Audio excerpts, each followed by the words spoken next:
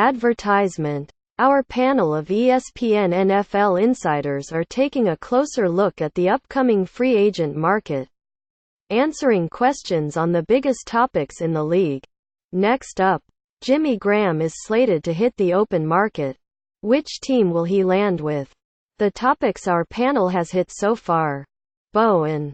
Houston. The Texans have the cap space, and Graham could be a key matchup piece in their heavy play-action scheme with Deshaun Watson back on the field at quarterback. Landing Graham would also give Watson another top red zone weapon to pair with standout wide receiver DeAndre Hopkins. Graziano. Baltimore. The Ravens need all kinds of pass catchers, including one at tight end. I say they make a play for Graham as they try to put more playmakers around Joe Flacco to see whether he can help them make one more run before it's all over. Kimes. Denver. While Graham struggled at times last season in Seattle, he did one thing very well: scored touchdowns. 10. The Broncos, who have a need at tight end, had the worst red zone efficiency percentage in the league. Adding Graham could be cost-prohibitive if they sign Cousins, but it would help an offense that sorely needs a steady red zone threat. Sando. New England. Graham seems like the type of player who could occasionally make a shorter-term stop with the Patriots. Shots. New Orleans. Did you realize that the Saints were dead last in receiving yards by tight ends last year? A reunion with Drew Brees in New Orleans makes a ton of sense. Seifert. New Orleans. If the Saints are going to make one expensive last run with Brees, it makes sense to maximize their chances. Graham can still give the Saints an elite red zone presence, which they were pretty good at capitalizing on during his first tenure. Yates. Detroit. While Eric Ebron is currently scheduled to play out the final year of his rookie deal in 2018, the Lions could certainly use some depth at the position. And, frankly, Graham is a better player than Ebron. The team needs players that can beat man coverage. And while Graham isn't as quick as he was earlier in his career, his 6'7" frame makes him open even when he's covered. Brady Henderson. ESPN Seahawks reporter. New Orleans. The Saints have a need at tight end and ample cap space to absorb a contract that could be cheaper on average than the 4-year, $40 million deal they gave Graham in 2014. Graham would reunite with Brees while returning to an offense in which he's thrived and one that does not ask him to block. That could be enticing enough to overcome whatever hard feelings linger from Graham's franchise tag dispute with the Saints and their decision to trade him to Seattle in 2015. Next up, we know there will be a big sweepstakes for Kirk Cousins. But who are the under-the-radar free agents that teams will get into bidding wars over? Bowen. LaMarcus Joyner. Los Angeles Rams. Joyner doesn't have the national recognition at the safety position, but his tape is legit and his versatility in the secondary meshes with the modern game. Joyner can play over the top as a deep safety in the middle of the field, roll down to cover in the slot, and has some thunder in his pads on contact. You want a defensive chess piece to counter today's NFL offenses? Make a run at Joyner. Dan Graziano. National NFL writer. Paul Richardson. WR. Seattle Seahawks.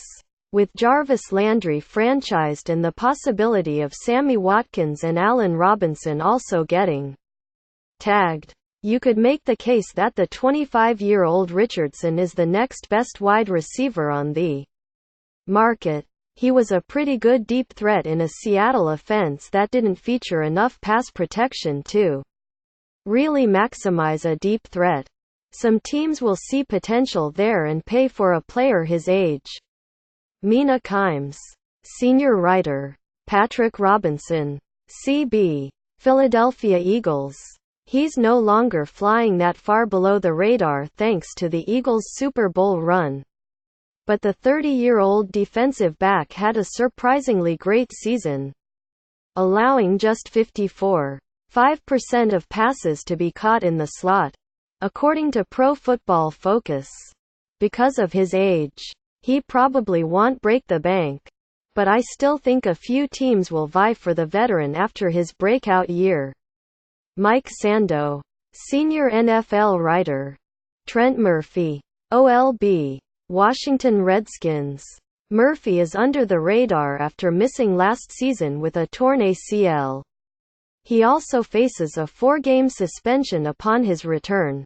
Murphy did have 9 sacks for the Redskins in 2016.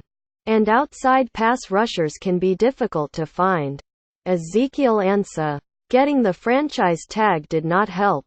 Aaron Schatz, editor-in-chief of Football Outsiders. Nate Sauter, OT, New England Patriots. Sauter has anchored one of the league's top offensive lines over the past few years. The Patriots drafted his heir apparent last year, although Tony Garcia ended up spending the season on injured reserve. The bidding war here is not only financial. Between the Patriots and other teams that need a left tackle, there's also an emotional component, as there has been a lot of talk in New England that Sauter might want to retire at the end of his current contract to concentrate on care for his son, who has pediatric kidney cancer. Kevin Seifert, national NFL writer. Rashawn Melvin, CB, Indianapolis Colts. According to scientific research, 6'2" cornerbacks don't grow on trees. Everyone loves height at that position. And Melvin's recent hiring of agent Drew Rosenhaus suggests he understands that. He would be smart to hit the market. Field Yates, NFL insider. Trey Burton, Tay, Philadelphia Eagles. The Eagles' jack-of-all-trades tight end was the pass thrower in the now famous Philly special play, which was emblematic of his versatility. He can be a starting-level tight end, an ideal no.2 tight end or a core special teamer. He's the real deal. Next up, the Dolphins placed the franchise tag on wide receiver Jarvis Landry. Will the two parties be able to work out a long-term deal? Or could Miami trade him? Sando, Miami Dolphins. I think the Dolphins are motivated to trade Landry. But how many teams will be motivated to acquire and then pay a limited receiver deemed expendable by his own offensively anemic team? Landry ranks third in receptions since 2014 with 400. However, he has only 5 scoring receptions on passes that traveled at least 5 yards past the line of scrimmage. That is tied with Tavon Austin, among others, for 121st in the league over the past 4 seasons. Shots. Baltimore Ravens. Quarterback Joe Flacco is the king of short completions that aren't actually successful plays for the offense. It's only appropriate to give him the top receiver in short completions that aren't actually successful plays for the offense. Seifert. Ravens. Flacco led the NFL in 2017 with 241 attempts that traveled 5 or fewer yards past the line of scrimmage. If he's going to throw short passes, the Ravens might as well pursue a slot receiver who excels at catching them. Yates. Chicago Bears. There might not be a team more desperate for depth at wide receiver than the Bears, whose depleted core hamstrung rookie quarterback Mitchell Trubisky in 2017. Chicago has the cap space to acquire Landry, who would get a lot of targets under new coach Matt Nagy. Graziano. Ravens. I still see the Dolphins either pulling this tag or trading Landry. And the Ravens have a desperate enough need at receiver, and a deep enough defense, to be able to get a deal done. Kimes. Cleveland Browns. As we all know, The Browns have cap space and assets, and they're going to have to bolster their arsenal of offensive weapons in order to set up their new quarterback for success. Pairing the versatile and reliable Landry with Josh Gordon would immediately create one of the best receiver tandems in the league. Bo and Ravens. The Ravens lacked efficiency in the passing game last season, and Flacco's third down numbers were dismal. Making a move to trade for Landry gives the Ravens a middle-of-the-field target out of the slot on high-percentage throws. Think of short to intermediate routes in which Flacco can work the ball between the numbers and move the sticks. That's where Landry can excel. Next up, Kirk Cousins is the top free agent on the market, but the teams who seem to be interested in breaking the bank to sign him are dwindling. Where will he sign? And how much guaranteed money will he get? John Keim, ESPN Redskins reporter. $87 million guaranteed from the Minnesota Vikings. Of course, this depends on the Vikings going away from Case Keenum and Teddy Bridgewater. Cousins would have an opportunity to join a good franchise. One set up to win now and for the next several years, but he might have to spurn bigger offers to do so. Seifert. $71 million guaranteed from the Broncos. That's what it will take to outbid the Jets, who might be more aggressive but offer less in the way of long-term hopes. Sando. $90 million guaranteed from the Denver Broncos. Denver is one place where Cousins could almost single-handedly turn a losing team into a contender. Overnight, in Minnesota, the Vikings are already a 13-3 team, which means Cousins could be blamed for anything less than a Super Bowl appearance. It's time for John Elway to turn on the quarterback charm again. His team badly needs a good veteran starter. Bowen. $70 million guaranteed from the Jets. Denver and Arizona also will make a strong push for the veteran QB. But I think New York wins out. Cousins is a good fit for new offensive coordinator Jeremy Bates, who can design a game plan to cater to Cousins' strengths. Shots. $70 million guaranteed. And I still think the Broncos are the best match for him. Yates. $75 million fully guaranteed. But I'm not ready to pick a team just yet. Guarantees are a bit tricky to calculate. So with the idea in mind that Cousins' guarantees, for injury only, could approach 9 figures, a $75 million full guarantee is a reasonable bar to expect. Next up, debating Le'Veon Bell's future. The talented Pittsburgh Steelers running back is a free agent again after playing on the franchise tag in 2017. Will he be back in Pittsburgh this season and beyond? Graziano. False. After one more year on the franchise tag, Bell and the Steelers part ways in 2019, and he signs a lucrative long-term deal with the Seattle Seahawks. Bowen. False. With Bell playing out the 2018 season on the franchise tag, the running back hits the market entering the 2019 offseason. A destination. The Cleveland Browns are an option if they don't grab Penn State's Saquon Barkley at the top of the draft. They have the first and fourth picks in the first round. Seattle is a possibility too, given the Seahawks' inability to develop a feature back since the departure of Marshawn Lynch. But for now, I'll say the Tampa Bay Buccaneers, where Bell signs a multi-year deal with a value that reflects his impact on the game and rare versatility for the position. Shots. False. Add me to the list of people who expect the Steelers to get one more year out of Bell on the franchise tag and then let him depart.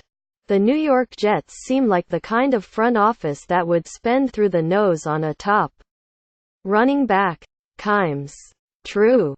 I might be overly optimistic, but the language coming from those in the Steelers front office this offseason suggests that they're more motivated to get a deal done than they were last year, and one would think that Bell who has racked up a massive number of touches over the past few years, could be more amenable as well.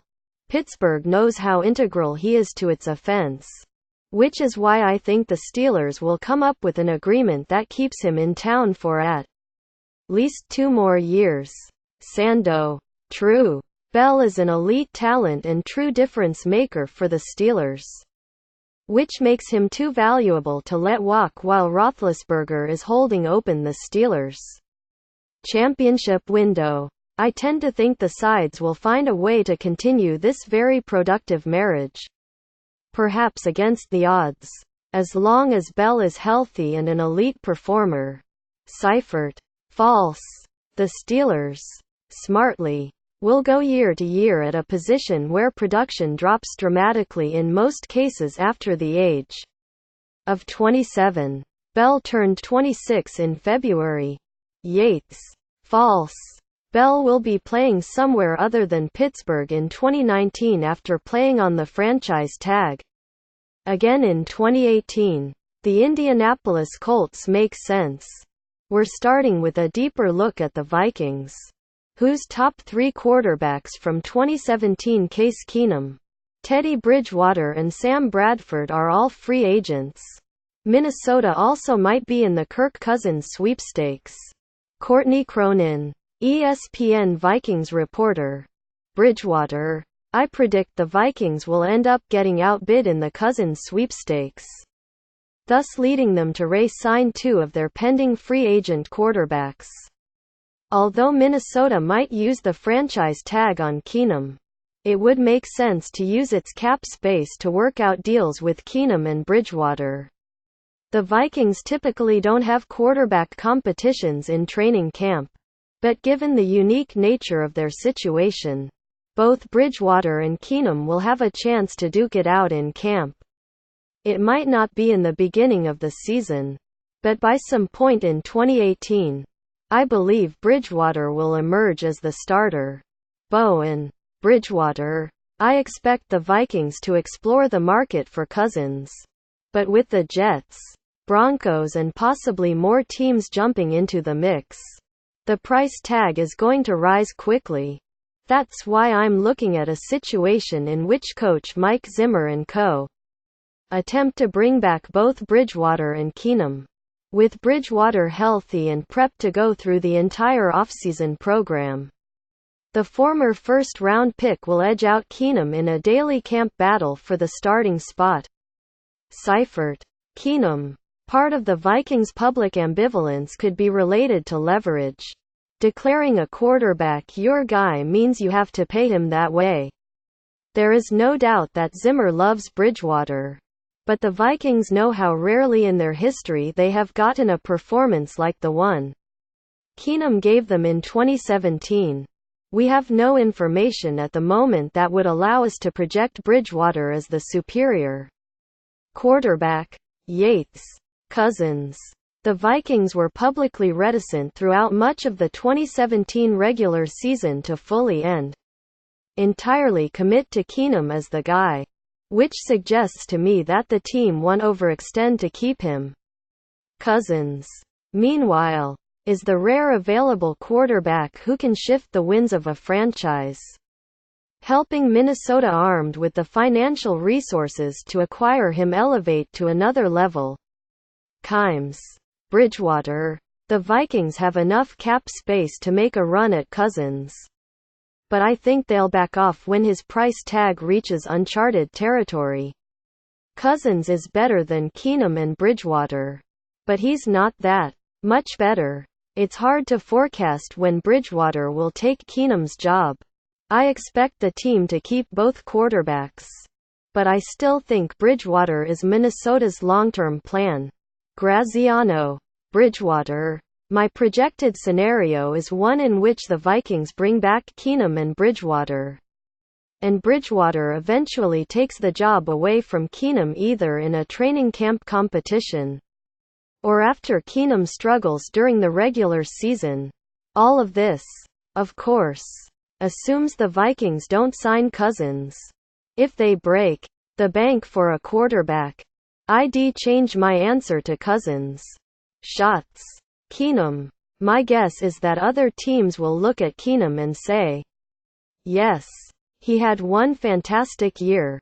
But what is his regression going to look like in our system?